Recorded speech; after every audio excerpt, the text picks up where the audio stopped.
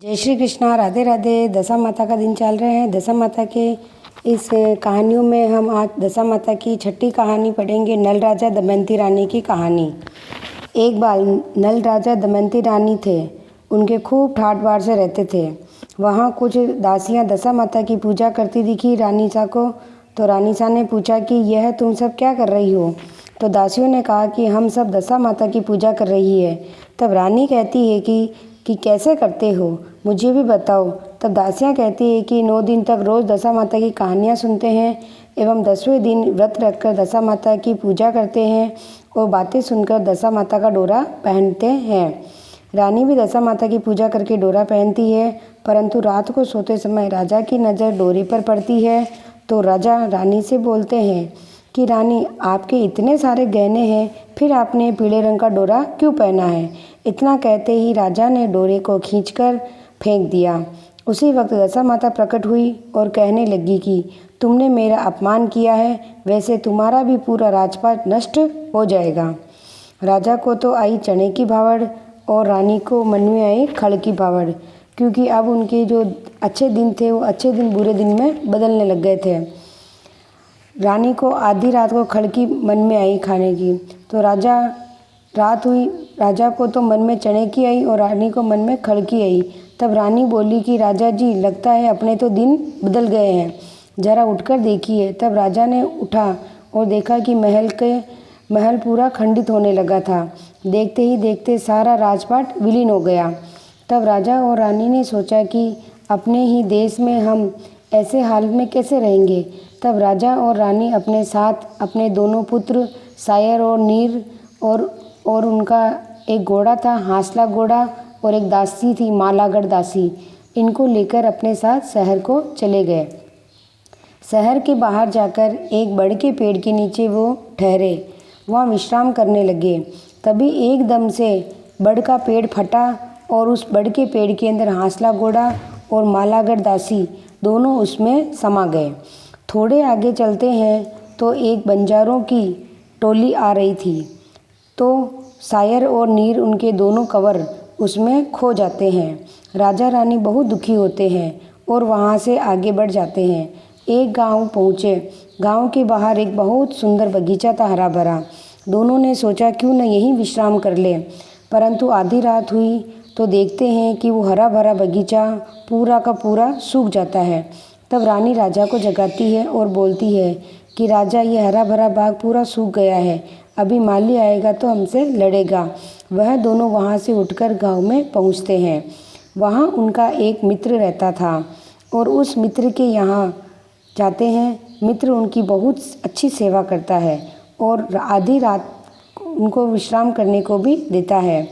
और आधी रात होती है, उनके कमरे में जो राजा रानी के लिए खोला था, उस कमरे के अंदर आधी रात को एक दीवार के ऊपर मोर बना हुआ था, मोर का फोटो जो, और उसके पास ही एक 9 करोड़ का हार लटक रहा था। रानी क्या देखती है कि खूंटे के पास जो मोरनी का चित्र बना हुआ है, वो मोरनी उस हार को निगल रही है। रानी ने राजा को उठाया और बताती है कि राजा देखो, अब हमको यहाँ से भी जाना पड़ेगा, तो अगर हम नहीं जाएंगे तो आपका मित्र सोचेगा कि हमने यहाँ पर चोरी कर ली। तब वह वहाँ से भी रवाना हो जाते हैं और गांव के बाहर एक कुम्हार का घर दिखाई देता है। तो वह उससे पूछते हैं कि क्या हम रात्रि को यहाँ पर विश्राम कर सकते हैं। तो कुम्हारिन बोली कि हाँ भाई, रुक जाओ। दोनों वहाँ पर विश्राम करने लगे, परंतु राजा रानी की दशा तो खराब चल रही थी। इससे वो जहाँ भी जाते कुछ ना कुछ ज़रूर उल्टा हो जाता और उनकी विपदा उनके साथ ही चल रही थी। आधी रात हुई, कुम्हारिन का जो आवड़ा पकड़ा था वह पूरी तरह से फूट गया। तब राजा रानी दोनों नींद से जागे और कहने लगे कि अब लगता है हमको यहाँ से भी चलना पड़ेगा। अब फिर वो आगे नगरी में गए। आगे गए तो उनकी बहन का ससुराल आया और वहीं उस गांव की पनगढ़ पर बैठ गए। तब आती जाती उसकी बहन की सखियों ने यह खबर उसकी बहन को दी। तो बहन ने पूछा कि मेरे भाई भौजाई कैसी हालत में आए हैं। तब सखियां बताती है कि फटे टूटे तो कपड़े हैं और भिखारियों जैसी उनकी हालत है। बहन ने उनके लिए 4 रोटी और 4 प्याज लेकर वहां पहुंची। जब थाल उनको दिया तो रानी देखते ही बहुत नाराज़ हुई और रोटी प्याज को वहीं पनघट की पाड़ के नीचे पत्थर के नीचे दबाकर रख दिया और वो दोनों आगे चले गए। एक नगर में पहुँचे, वहाँ दोनों नौकरी करने लगे। रानी तो वहाँ वेश्या के गहने धोने का काम करती थी और राजा लकड़ी काट कर लाता था। एक दिन तो रानी मछलियाँ भूनने लगी। राजा बाहर कहीं झीमने जाता है। जैसे ही थाल लेता है राजा झीमने के लिए, और बाज आकर झपटा मार देता है तो सारे के सारे खाना नीचे गिर जाता है। एक चावल का दाना राजा की डांडी पर लगा रह जाता है, बाकी पूरी पत्तल गिर जाती है। इधर रानी जैसे जैसे मछलियाँ भूनती है, मछलियाँ उछल उछल कर वापस नदी में गिरती जाती है। जब घर आता है तो सोचता है कि रानी ने तो मछलियाँ खा ली होगी, और रानी सोचती है कि राजा तो बाहर गए भोजन करने के लिए, तो वहाँ से झीम लिए होंगे। दोनों भूखे सो जाते हैं। अगले दिन उठकर दोनों अपने काम पर जाते हैं। रानी वेश्या के यहाँ गहने धोने जाती है, तो जैसे जैसे गहने धोकर पाटिये पर रखती जाती है और वह पाटिया उन गहनों को निगलता जाता है, तो रानी सोची, भाई अब क्या करूं, ये वेश्या तो मेरे ऊपर चोरी का आरोप लगाएगी, है ना। वह वहाँ से भी चली जाती है। रानी दुखी होकर घर आती है तो रास्ते में कुछ औरतें मिलती है जो पूजा कर रही है। तब रानी उनसे पूछती है कि तुम कौन, क्या कर रही हो। तब वो कहती, दशा माता की पूजा कर रहे हैं। तब रानी को याद आया कि दशा माता की वजह से ही हमारी ऐसी दशा हुई है, मुझे फिर से दशा माता की पूजा करनी चाहिए।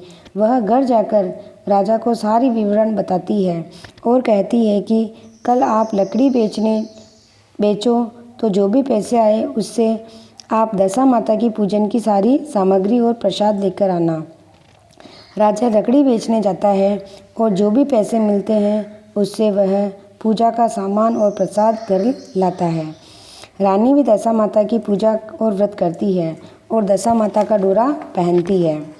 जैसे ही उनकी दशा वापस अच्छी होने लगती है, इधर नगरी में ढिंढोरा पिटवाया जाता है कि राजा के कन्या का स्वयंवर है। हथनी जिसके गले में भी माला डालेगी वही राजा का दामाद होगा। तब नल राजा ने सोचा कि भील के वेश में थे पहले वह भी वहाँ स्वयंवर के वहाँ जाकर बैठ जाते हैं। तब राजा की आज्ञा से हथनी को बुलाया जाता है, उसे माला डालने के लिए कहते हैं। तब हथनी जाकर भील के गले में माला डाल देती है। तब राजा कहते हैं कि हथनी तो चूक गई, भील के गले में ले जाकर माला डाल दी। तो कहा कि वापस माला डलवाओ, और उस भील को वहाँ से हटा दिया जाता है और वह भील नल राजा स्वयं थे। फिर से माला डलवाई जाती है, परंतु वापस हथनी घूमती फिरती उसी भील के पास जाकर खड़ी हो जाती है और उसके गले में माला डाल देती है। तब राजा को गुस्सा आता है और कहता है कि हथनी तो पागल हो गई है, अब हाथी को श्रृंगारा जाए और उस भील को गांव से बाहर निकाल दिया जाए। तब भी ऐसा ही किया गया। हाथी को श्रृंगारा गया, उसको माला दी गई, परंतु हाथी भी घूमता फिरता गया, गांव के बाहर बैठा भील के उसी के गले में ले जाकर डाल दी। तब राजा ने कहा, अब क्या करें, हमारी राजकुमारी की किस्मत ऐसी ही है। तब उस भील को बुलाया और राजकुमारी के साथ उसकी शादी करवा दी। परंतु जब विदा करने लगे तो राजकुमारी की आंखें दुखने लगी। तब सभी कहने लगे कि भाई इनके देवताओं की क्या चढ़ता है, पता लगाओ। तब दासियाँ भील के घर जाकर उसकी पत्नी को पूछती है, भाई तुम्हारे देवी देवताओं के क्या चढ़ता है तो बताओ। तो रानी कहती है कि हमारे देवी देवता के हिंगलू मसलू का कपड़ा चढ़ते हैं और बिना बिंदे मोती चढ़ते हैं, माणक आदि चढ़ते हैं। तो दासियाँ कहती, ओ हो, राजकुमारी की शादी क्या इनसे हो गई। ये भील के साथ भीलनी का भी दिमाग चढ़ गया कि हिंगलू मसलू के कपड़े तो हीरे मोती ऐसे मांग रही है। तब वह बोली कि तुम्हें पता भी है ये किनके चढ़ते हैं, ये तो नल राजा और दमयंती रानी के देवी देवताओं के चढ़ते हैं। तब रानी बोली कि भील कहो तो भी हम ही हैं, नल राजा दमयंती रानी बोले तो हम ही हैं। सभी कहते हैं और हमारे भाई की तो किस्मत खुल गई, यह तो नल राजा है। तब राजकुमारी के पिता बहुत खुश हुए, उन्होंने दमयंती रानी को भी वहाँ बुलवाया और राजा को सजाकर राजकुमारी को विदा किया, खूब अन्न दिया। जब वो जाने लगे तो रानी कहती है कि राजा थोड़ी देर रुको, मैं साहूकार के वहाँ जाकर आती हूँ। और रानी साहूकार के यहाँ जाती है और आप मुझे आपके गहने धोने को दो। वेश्या उसे वापस गहने धोने के लिए देती है, गहने धोती है और वेश्या कहती है पहले मन नहीं भरा जो वापस चोरी करने आ गई। तब वह कहती है कि मैंने कोई चोरी नहीं की, आप जो चाहे मुझे कहो, परंतु मुझे बस एक बार है ना कुछ भी छोटा सा गहना धोने के लिए जरूर दो। वेश्या उसे गहने धोने के लिए देती है। रानी वही पाटिया लेती है, फिर उस पर गहने धोती है। जब वो फिर से धोने लगती तो पाटिया फिर से सारे गहने उगलने लग जाता है। तब रानी साहूकार और उसकी पत्नी वेश्या को बुलाकर बताती है और वेश्या और साहूकार उससे क्षमा मांगते हैं। तब राजा और रानी आगे जाते हैं, अपनी बहन के नगर में पहुंचते हैं, पनघट पर जाकर विश्राम करते हैं। तब आती जाती सखियां फिर उनकी बहन को समाचार देती है कि तुम्हारे भाई भौजाई आई है, तो कैसी दशा में है। तब सखियां कहती है कि पूछो मत, इतने ठाट बाट लाव लश्कर और दो रानियां साथ में हैं। तब बहन अच्छे अच्छे भोजन और पकवान बनाकर लाती है और बहुत आवभगत करती है। तब राजा भोजन के थाल में अपने गहने उतार कर रख देती है रानी और कहती है कि भाई साहब अब तो इन गहनों को भोजन कराओ, हमें करवाते तो आप पहले ही करवाते। तब वह पनघट के नीचे पत्थर उखाड़ कर देखती है, रोटी तो सोने के चक्कर हो जाते हैं, प्याज रूपा के हो जाते हैं। ननद भाभी आपस में एक दूसरे के पाँव पड़ती है। आगे जाते हैं, कुम्हारिन का घर आता है। तब राजा रानी वहाँ जाकर रुकते हैं और वहीं विश्राम करते हैं। तब कुम्हारिन कहती है कि पहले पता नहीं कौन पापी दुष्टी आए थे जो मेरा पूरा का पूरा बर्तनों का हावड़ा नष्ट हो गया। तो रानी कहती है कि यह तो हमारी दशा फिरी थी, तब ऐसा हुआ। आगे गांव में पहुँचे, वहाँ उसके दोस्त के यहाँ पहुँचे तो मित्र की पत्नी ने इसे रहा नहीं गया और सुनाने लगी कि यहाँ पहले मोतियों का हार मिला, इसलिए क्यों नहीं आएंगे, वापस आ गए। इस पर रानी कहती कि नहीं, हम तो उसी कमरे में विश्राम करेंगे। तब मित्र कहता है कि दोस्त तुम औरतों की बातों का बुरा मत मानो। वह उसी कमरे में विश्राम करते हैं और आधी रात के समय मोरनी वापस हार को उगलने लगी। तब राजा ने है ना रानी राजा दोनों उठे और कहा कि राजा जी अपने दोस्त को बुलाओ। और देखो वो राजा अपने दोस्त को बुलाकर लाया और कहता है कि ये मोरनी हार उगल रही है। वापस दोनों दोस्त एक दूसरे के गले मिलते हैं। वहाँ से आगे चलते हैं, वह बाग आता है। तब राजा माली से पूछता है कि हम यहाँ विश्राम करना चाहते हैं। तब माली कहता है कि 12 महीने पहले पता नहीं कौन पापी आया जो पूरा बाग सूख गया, तुम्हारा भी रुकना हो तो रुक जाओ। तब वह वहाँ विश्राम करते हैं। आधी रात होती है, पूरा बाग एकदम हरा भरा हो जाता है। माली को बुलाकर बताते हैं, माली उनसे क्षमा मांगता है। थोड़े आगे जाते हैं, कुछ बच्चे खेल रहे होते हैं तो रानी के मन में भी आती है कि काश हमारे भी दिन फिरे थे, तब हमारे भी कंवर यहीं खो गए थे, आज वह भी बड़े हो गए होंगे। तब राजा कहता है कि रानी आज पूरी नगरी को जिमाते हैं, आज किसी के घर में भी चूल्हा नहीं जलेगा। राजा रसोई बनवाते हैं, पूरे गांव को न्योता देते हैं, सब लोग झीमने आते हैं। सभी कोई कैसे झीमता है, कोई कैसे झीमता है। तब राजा रानी देखते हैं कि 2 लड़के आराम से धीरे धीरे बैठकर झीम रहे होते हैं। तब रानी कहती है कि मानो न मानो ये मेरे ही कंवर है। तब बंजारा आ जाता है कि जिमा कर हमारे बच्चों को लेना चाहते हो क्या। तब रानी कहती है कि यह कंवर है, ये मेरे ही कंवर है। बंजारिन कहती है ये मेरे कंवर है। दोनों वहीं झगड़ने लगते हैं। तब सभी बोले कि इसका न्याय कैसे होगा। तो राजा ने कहा कि इसका न्याय सूरज भगवान ही करेंगे। तब रानी को पहनाई चमड़े की कांचली, बंजारिन को पहनाई रेशम की कांचली। कहा कि जिसकी कांचली में से दूध की धारा बहेगी और इन बच्चों के मुंह में आग गिरेगी, वही इन बच्चों की माँ होगी। तब रानी सूरज भगवान के सामने हाथ जोड़कर खड़ी हो गई, हे सूरज भगवान हमारा न्याय करना। और दूध की धारा बहने लगी, दोनों बच्चों के मुंह में आग गिरी। तब राजा रानी कंवर लेकर आगे बढ़ते हैं देश की ओर। रास्ते में वही बड़ का पेड़ आता है जहाँ उन्होंने विश्राम किया था। बड़ का पेड़ फटा, वहाँ से हांसला घोड़ा और दासी भी उनको मिल जाते हैं।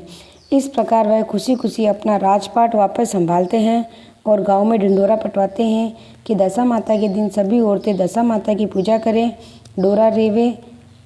हे दशा माता, राजा और रानी की दशा बिगाड़ी वैसी किसी की मत बिगाड़ना, और जैसी अच्छी करी वैसी सबकी करना।